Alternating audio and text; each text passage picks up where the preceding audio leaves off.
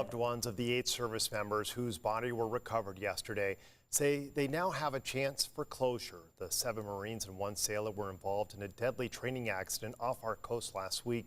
News 8's Heather Hope has more on how family members are responding. Family of the fallen heroes says they're grateful their loved ones have been recovered, adding some comfort as they now plan burial services.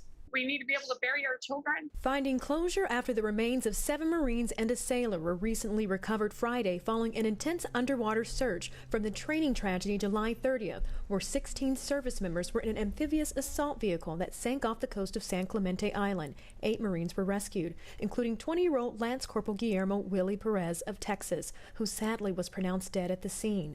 The bodies of the 8 missing servicemen were found a week later. It's been really hard, knowing that their bodies have been in that vehicle and so far down. We spoke Wednesday to the parents of Lance Corporal Chase Sweetwood, the Chula Vista native who died one day before his 19th birthday. I just want him home.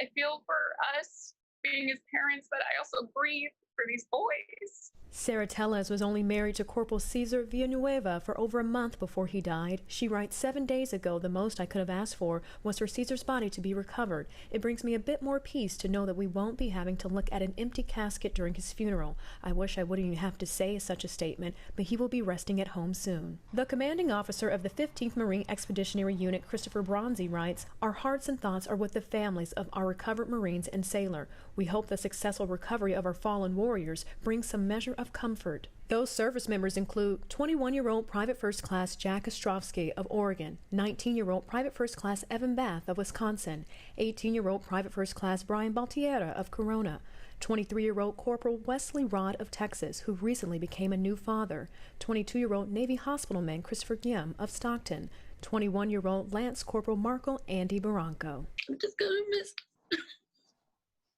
Barranco's parents said by phone Saturday they're heartbroken but at peace. I lost 2 people. I lost my son and I lost my best friend. The military will transfer the remains to Dover Air Force Base, Delaware, for preparation for burial. For the land of the free. Thursday, hundreds gathered in Montebello near Los Angeles to honor the life of Barranco and his fellow service members gone too soon. Marine and Navy pallbearers will place the remains aboard an aircraft at Dover Air Force Base before they are given to their families. Steve and Alicia.